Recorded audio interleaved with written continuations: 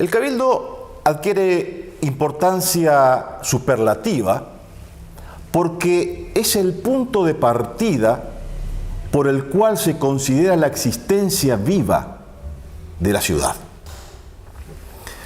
Para hablar del cabildo, considero que podemos tomar dos perspectivas referenciales, específicamente para el Cabildo de Corrientes. La primera de ellas, que en el marco y en la etapa del Cabildo como institución y como fuente de contención institucional de todo el período indiano, colonial, y el rol que tuvo el Cabildo de la ciudad de Corrientes en ese marco.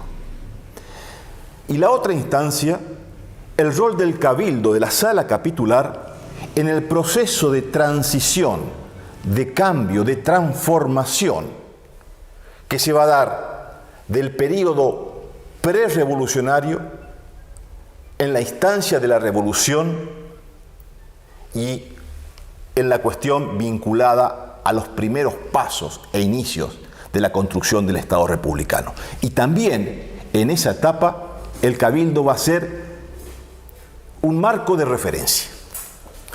Pero hablar del Cabildo debemos darle un marco conceptual primeramente. Cabildo, ayuntamiento, sala capitular, regimiento, república, términos y conceptos que encontramos en las diversas actas capitulares que se refieren a la nomenclatura del Cabildo. Diversos nombres para una misma institución.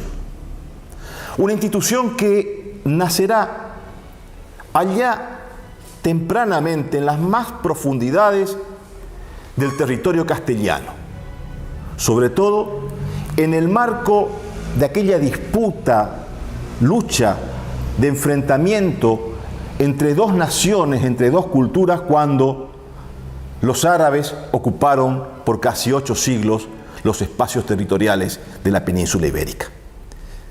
Y una de las políticas sustanciales que tenía el reino de Castilla y los demás reinos españoles para tomar posesión del territorio ocupado y tomado por los árabes era la ocupación de ciudades.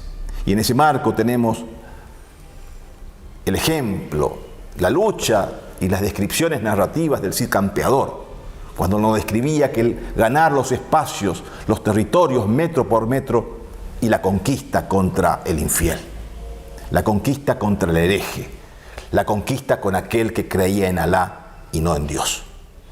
Y ahí el Cabildo va a ser un punto de partida y referencia para aquella cruz que símbolo religioso va a ser determinante en aquella lucha en la frontera musulmana cristiana en la península ibérica. Y ahí estará el Cabildo. Y ahí el Cabildo adquirirá dimensiones gigantescas. Y esta influencia del Cabildo va a ser importante para el derecho castellano y para la creación de sus propias instituciones. Vamos a ver la influencia del mestizaje cultural, del mestizaje institucional que el Cabildo tendrá. Y tenemos ejemplos de aquel impacto a través de la misma nomenclatura de los nombres, de cómo se denominaban los funcionarios del Cabildo, tanto castellano como indiano también después. Alcalde, alférez, alcaide, todos términos con una impronta fortísima de la influencia etimológica de la lengua árabe. Árabe, castellana, que en su confluencia van a ir formando una institución distinta. Es así que la institución del Cabildo, después de esta influencia, de esta relación, esta creación particular que va a tener la institución en España, luego del proceso del descubrimiento de América, se va a trasladar al nuevo continente. Y el Cabildo va a ser una pieza clave, un eslabón de una cadena, de una política fundamental en la cual España va a bregar para las Indias. que va a ser la política fundacional de ciudades. Y allí Corrientes tendrá un rol determinante. Corrientes y aquellas primeras ciudades que se instalarán como puntos para ocupar espacios y determinar dominios territoriales. Desde el mismo momento de la fundación de la ciudad, el adelantado, el fundador, estableció, fijó y determinó la composición del cabildo. El cabildo estaba compuesto ya desde el momento mismo de la fundación por dos autoridades importantes en primer momento, en primera instancia, que va a ser el alcalde de primer voto y el alcalde de segundo voto. Luego vendrán los restantes regidores. El alcalde de primer y segundo voto tenía a su cargo la administración de justicia. Los demás regidores se abocaban a otras funciones que también eran importantes, determinantes, vinculadas a la funcionabilidad de la administración de gobierno, a la policía, a la recaudación de hacienda, porque también el cabildo administraba recursos, los arbitrios y los propios. Pero en este marco había otros funcionarios que le daban cierta identidad, cierta particularidad. Entre ellos tenemos el alférez real. El alférez real era aquel funcionario que tenía a su cargo llevar estandarte representativo del rey y de la corona. Era la presencia simbólica de la monarquía en el espacio de la sala capitular. En ese marco también, sobre todo en aquellos cabildos que tenían una fortísima impronta de una jurisdicción amplia, debían y designaban, en la mayoría de las ocasiones, otro funcionario, denominado el alcalde de la Santa Hermandad. Este alcalde de la Santa Hermandad no formaba parte del cuerpo del cabildo, sino era designado especialmente y en las particularidades cuando el cabildo lo necesitaba como funcionario, que tenía como principal función asistir a la campaña, asistir a los espacios cercanos al cabildo para llevar y administrar justicia. El cabildo de Corrientes, uno de los pocos en la región que tenía alcalde de la Santa Hermandad.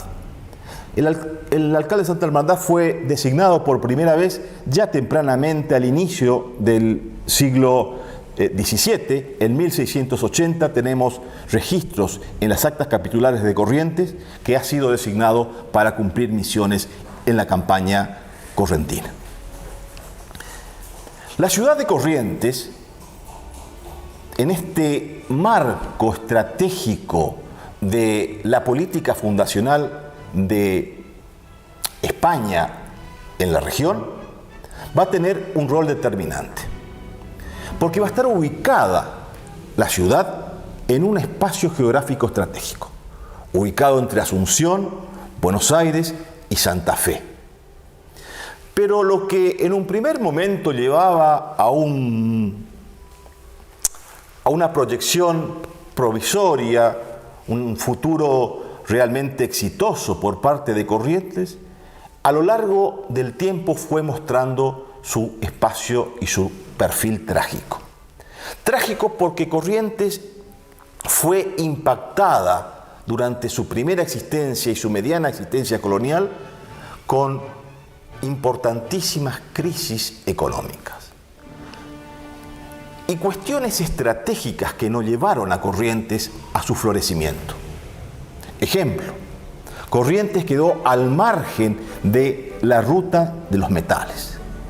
Como sabemos, en el Río de la Plata había un punto central de gran producción económica y financiera que eran las minas del Potosí. Y los caminos reales que llevaban adelante la comercialización del aprovisionamiento de aquellas minas no pasaron por esta zona del Plata, pasaron por aquellas rutas reales que iban por Córdoba, Santiago, Tucumán y Salta. Corrientes y Asunción quedaron al margen de aquella ruta, aunque intentaron reiteradamente hacer una conexión vía el Bermejo y el Chaco Austral, cosa que no se pudo concretar. Además, para dar figurativamente esta cuestión de la tragedia y de la hasta pobreza circunstancial que tenía Corrientes en aquellos primeros años, la corona no le había autorizado el cobro de impuestos portuarios. ¿Qué significa esto? Que las mercaderías y los barcos que navegaban de Asunción a Buenos Aires no tenían la obligación de tributar en Corrientes, sí en Santa Fe. Se determinó un puerto preciso en Santa Fe de la Veracruz, pero no en Corrientes. Esto llevó a que la recaudación y el sistema económico para la ciudad de Corrientes sea cada vez más limitado. Otra de las cuestiones que muestra esta limitación económica por parte de la proyección del Cabildo de Corrientes va a ser que en el siglo XVII, XVIII, comenzaron, por disposiciones reales, a venderse los oficios y los cargos capitulares. Se testifica en las actas capitulares que estos oficios muchas veces quedaban vacantes y no se vendían. Esto era muestra de la falta de recursos económicos que había en el vecindario de Corrientes. Pero el punto referencial de Corrientes como ciudad traspasó esa miseria económica. La hizo importante en otra visión geopolítica. La ciudad estuvo ubicada en un lugar de fronteras y ahí adquirió importancia. Claro que era un lugar de frontera, en el límite del Chaco. Y por el oriente, en la siempre conflictiva frontera con el Portugal. Esto hacía que el rol de Corrientes era determinante. Y esto también nos muestra en la cartografía del siglo XVII y XVIII que cualquiera sea el cartógrafo, francés, holandés, español o inglés, no omitía el nombre de la ciudad de San Juan de Vera en las Siete Corrientes en los mapas de la época. El Cabildo tenía diversas acciones a través de su funcionamiento. Y una de las que adquiría importancia sobresaliente va a ser que el Cabildo va a tener bajo su influencia o su vínculo directo la protección, podemos utilizar ese término, de otros cabildos que estaban bajo su jurisdicción. Y quiero rescatar específicamente la cuestión de los cabildos indígenas. Y para referenciar esa influencia de los cabildos indígenas con el Cabildo de Corrientes, tenemos que hacer referencia del Cabildo de Itatí, el Cabildo de Santiago Sánchez, el Cabildo de Santa Lucía, entre otros, que eran cabildos indios que se configuraban, que se administraban aquellos pueblos de indios a través de la modalidad del derecho indiano de la sala capitular. Corrientes no ha tenido una gran cantidad de cabildos abiertos. Primero conceptualicemos qué son los cabildos abiertos. Los cabildos cerrados son aquellas reuniones que el ayuntamiento llevaba conjuntamente con sus funcionarios cada vez que ellos mismos lo establecían, una vez por semana, una vez por mes, una vez cada 15 días. Depende de las exigencias que tenía la propia administración del lugar. Contrariamente, el cabildo abierto era una convocatoria que ese cabildo cerrado hacía a la vecindad para tratar temas particulares. En el caso de Corrientes, que no fueron muchos los cabildos abiertos, sí podemos determinar que los puntos más importantes estuvieron dados con la cuestión organizativa política interna, la cuestión de impuestos y lo que en Corrientes era una costumbre muchas veces, los ataques indígenas. Como sabemos, y hemos dicho anteriormente, el Cabildo de Corrientes estaba ubicado en un lugar estratégico fronterizo y muchas veces padecía del ataque de los indios que provenían del Chaco. Y el Cabildo Abierto, en los registros de sus actas capitulares, muestra claramente la convocatoria de los vecinos para armarse, para armar sus propios ejércitos, batallones y aún más, recaudar impuestos excepcionales para levantar esos ejércitos. A lo largo de los siglos, el Cabildo de Corrientes fue tomando identidad, fue tomando particularidades, y los componentes del Cabildo también, porque fueron intereses distintos, diversos, que lo constituían.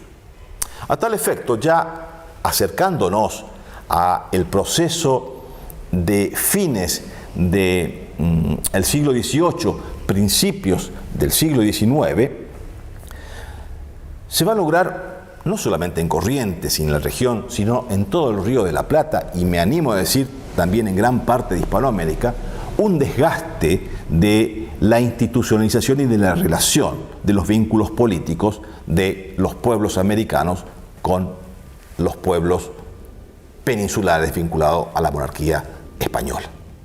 Este desgaste político, económico, social, también va a tener repercusión en Corrientes. Aún más, el Cabildo fue mostrando grupos de poder distintos, grupos de poder políticos diferentes, grupos de élite que combatían entre sí. Tenemos un ejemplo claro. En 1808, en la primera elección que se hace del año, que es el 1 de enero, que es la configuración del nuevo Cabildo, porque las leyes de India establecían que la renovación de autoridades se hacía cada 1 de enero de cada año, fue elegido alcalde del Cabildo de Corrientes el teniente de gobernador. Algo que generó una conflictividad, porque cierto sector establecía la imposibilidad de que el teniente de gobernador, en aquel momento Fondevila, fuese elegido alcalde de primer voto del Cabildo de Corrientes. Esto fue impugnado ante el virrey del Río de la Plata, don Santiago de Liniers, y generó toda una conflictividad entre el Cabildo de Corrientes, Santiago de Liniers, y quien va a resolver la cuestión, que va a ser la Audiencia de Buenos Aires.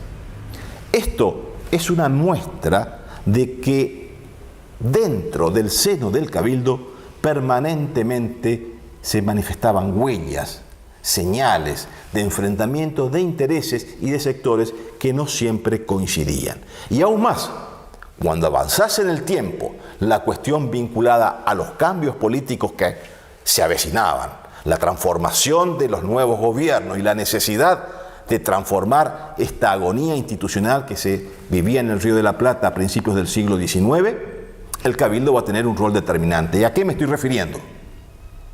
Al movimiento revolucionario de autogobierno que se gestaría a partir del 22 de mayo de 1810, que se va a materializar con el primer gobierno, con la primera junta de gobierno el 25 de mayo de aquel año. Y en este punto de inflexión, las noticias que van a ocurrir en Buenos Aires se van a disparar. ¿Se van a disparar por qué? Porque era una manda del Cabildo del 22 de mayo comunicar a los pueblos del interior. Comunicar lo que sucedió aquel día 22 y convocar también a esos mismos pueblos que designasen diputados. Acá hay un detalle que nos servirá para poder explicar después la vida institucional del Cabildo de Corrientes. La Junta de Buenos Aires impide que los cabildos del interior, no dando órdenes y diciendo que no es factible hacerlo, que los cabildos hagan junta, que los cabildos sigan siendo cabildo, tan solo envíen un diputado a esa Junta de Buenos Aires que transformó el nuevo gobierno. Y el rol de Corrientes ahí va a ser, sin dudar, de gran importancia. ¿Por qué? Porque ni bien llega la noticia al Cabildo de Corrientes del movimiento juntista de Buenos Aires, va a llegar el 16 de junio de 1810. E inmediatamente después, el Cabildo va a tomar las primeras decisiones. Y la primera decisión va a ser convocar a Cabildo Abierto a los vecinos de la ciudad para ver qué hacer adherir y configurar las órdenes que emanaban de aquel cabildo del 22 de mayo. Y paradójicamente, justamente al mes, el día 22 de junio de 1810, el Cabildo de Corrientes elabora esta acta capitular. 22 de junio de 1810, acá tenemos la firma de todos los vecinos, acta capitular emanada del Cabildo Abierto, estableciendo lo siguiente: una adhesión incondicional a la Junta de Buenos Aires, designando como diputado representante de la jurisdicción de Corrientes ante la Junta de Buenos Aires a José Simón García de Cossio, y el tercer elemento, prestando incondicionalmente también fidelidad a Fernando VII, rey de España. Y ahí Corrientes tomó una decisión de vida. Decidió plegarse a la revolución sin cambio, sin duda, sin transformaciones, lo que le costó caro, porque desde el primer momento para Corrientes no fue fácil la revolución. Se encontró en las cercanías de Asunción, que Asunción no plantó todavía la semilla revolucionaria y había adherido en aquel momento, 1810, al Consejo de Regencia de la península, lo que la transformó directamente en un punto de referencia de adversidad, razón por la cual Asunción mandará buques para la ocupación de la ciudad. Corrientes va a ser ocupada en dos oportunidades, 1810, 1811 por las tropas paraguayas. Y en la segunda oportunidad se van a retirar antes del proceso revolucionario de Asunción el 14 y 15 de mayo de 1811. Pero Corrientes va a seguir teniendo dimensiones gigantescas, va a estar ubicada en un lugar determinante, va a ser el punto de referencia por el cual en aquel marco estratégico revolucionario Corrientes adquiría dimensiones. Y ahí se configuraba un trípode distinto: Asunción, Corrientes y Buenos Aires, que si bien a partir de 1811 los tres puntos querían un proceso revolucionario, fue conflictivo porque aquellos dos extremos, Asunción y Buenos Aires, comenzaron a tirar, y quien estuvo en medio fue Corrientes. Pero el Cabildo de Corrientes no perdió su protagonismo. Va a ser en estas idas y venidas, porque a pesar de las limitaciones, ¿por qué? Porque, como dijimos con anterioridad, la Junta de Buenos Aires determinó que no se elaborasen, no se construyesen juntas en el interior del país. Cada jurisdicción del interior seguía con el cabildo y con el teniente de gobernador. Y con esa dupla política, sala capitular y teniente de gobernador, Corrientes siguió su proceso institucional hasta que, en abril de 1814, con la adhesión y la construcción de una nueva propuesta política venida desde el artiguismo, proponer el propio Cabildo de Corrientes, insisto, el 20 de abril de 1814, la declaración de autonomía, el compromiso de estar dentro del sistema federal y también establecer la soberanía de las localías. Esto está perfectamente explicado y manifestado en el acta de aquel día. Y de ahí en más, el Cabildo de Corrientes va a ser un punto de referencia en la construcción del nuevo perfil del Estado.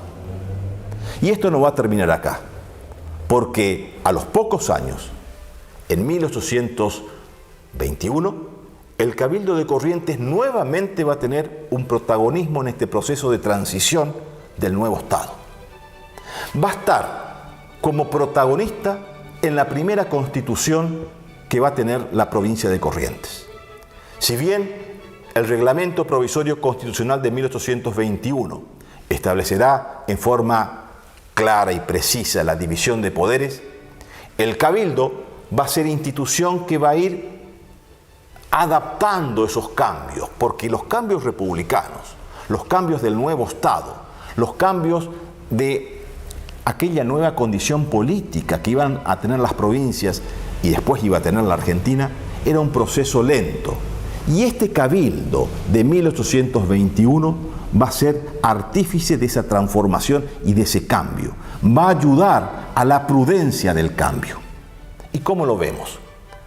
Lo vemos porque el cabildo va a seguir manteniendo a través de la figura del alcalde la potestad de administración de justicia.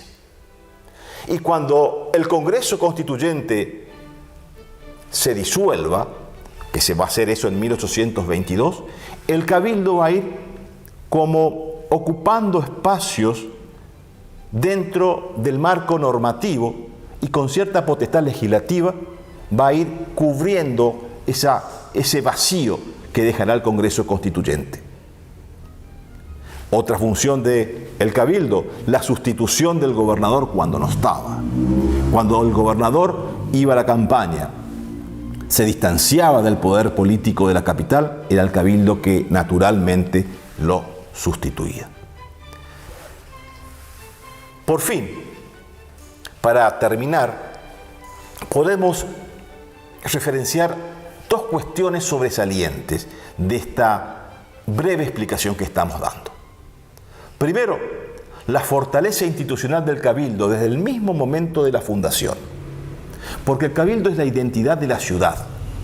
Corrientes tuvo su identidad con el cabildo, tuvo su perfil y su construcción a través del cabildo, porque su palpitar urbano giraba en derredor del cabildo. Y para terminar en este proceso, en esta sucesión de eslabones que va a configurar toda esta cadena de existencia de la institucionalidad del cabildo, tenemos cuando agonizaba, aquella agonía del cabildo, pero una agonía que lo fortalece, una agonía que no lo debilita, una agonía que lo hace protagonista, como vimos en la Constitución de 1821. Y va a desaparecer de la vida institucional de los correntinos a través de la Constitución de 1824. Única constitución de provincia que deja sin efecto un cabildo. Los cabildos de otras provincias fueron quedando de lado por disposiciones o por desuso, pero en Corrientes nuestro cabildo fue dejado, fue marcado y fue puesto en valor a partir de su anulación en la Constitución de 1824. Y de ahí en más tenemos el recuerdo de la sala capitular, el recuerdo de lo que significó aquella institución para la formación de la historia política de Corrientes, y no solamente de Corrientes, sino de toda la región.